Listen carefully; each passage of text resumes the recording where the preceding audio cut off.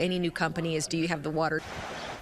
An I-9 investigation tonight tries to answer a question that's becoming more important in Cedar Rapids. Who is using our water?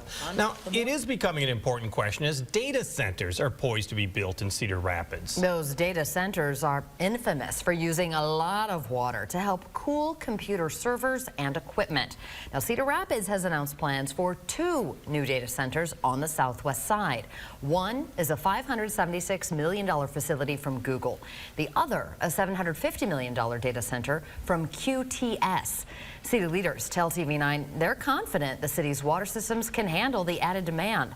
But when we tried to look into that, we found a key piece of information is hidden from the public. KCRG TV9's Brian Tabak joins us live in the studio to explain this I-9 investigation. This is about more than just data centers in Cedar Rapids. It raises questions about who's using our natural resources. We know data centers would use a lot of water, but it's likely a lot less than the city's largest user, which used more than 4 billion gallons last year, about equal to all of the water in Lake McBride. Who exactly is that? It's a secret. Getting out on the Cedar River is a big part of Wally Taylor's life, and making sure Iowa waterways are clean and plentiful is a fight he's taken on as a member of the Iowa Sierra Club.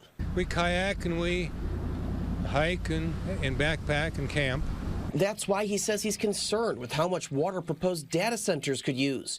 The city of Cedar Rapids pulls its water from aquifers and wells along the Cedar River. According to the Iowa Geological Survey, recent drought conditions have led to aquifers not recharging as quickly. If there's a drought or if there's just way too much water withdrawal, you're impacting the river. And that increases pollution too, because there's not enough water to disperse the pollution.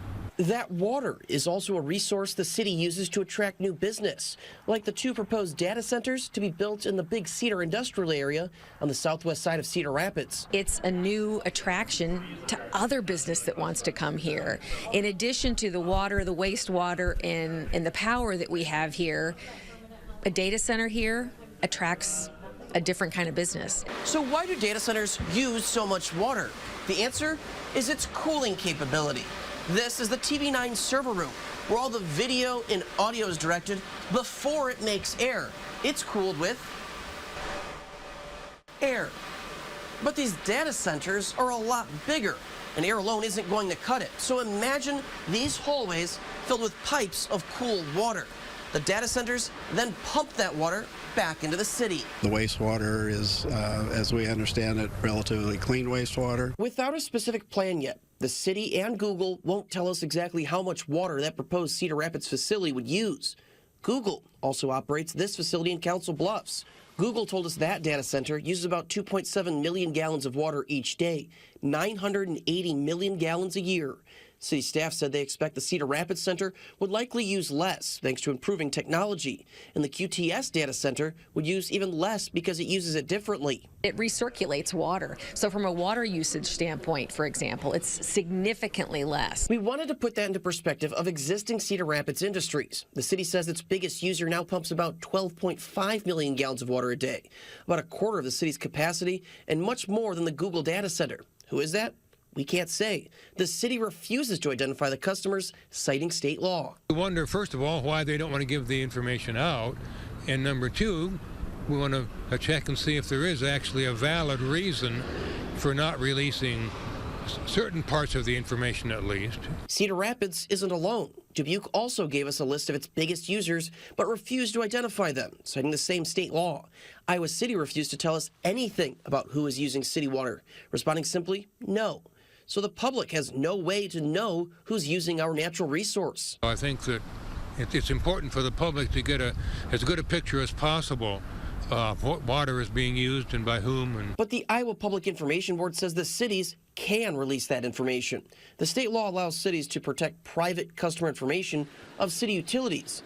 The Iowa Public Information Board says that gives cities discretion on what is released, but does not bar it from making the information public. Hessman says the city's also looking at its ability to supply ample water to its customers, including the $348 million upgrades started to the city's nearly 50-year-old water treatment facility. He says this will expand the city's overall capacity when the project is complete in 2029. It's another benefit, Mayor O'Donnell says, that attracts businesses to Cedar Rapids. We have the resources and the space at a time when AI and, among other things, is really increasing the need for data. For Wally Taylor, the Cedar River is worth protecting, and any large diversion of its waters could cause environmental problems in the future. You know, we're going to be seeing a lot of water withdrawal with the data centers that are being contemplated and other industries. According to the Corridor Business Journal, the QTS project is expected to start construction in the next 3 years. The Google Center is expected to be up and running by 2026. In the studio, Brian Tabbitt, KCRG TV 9 News. Brian.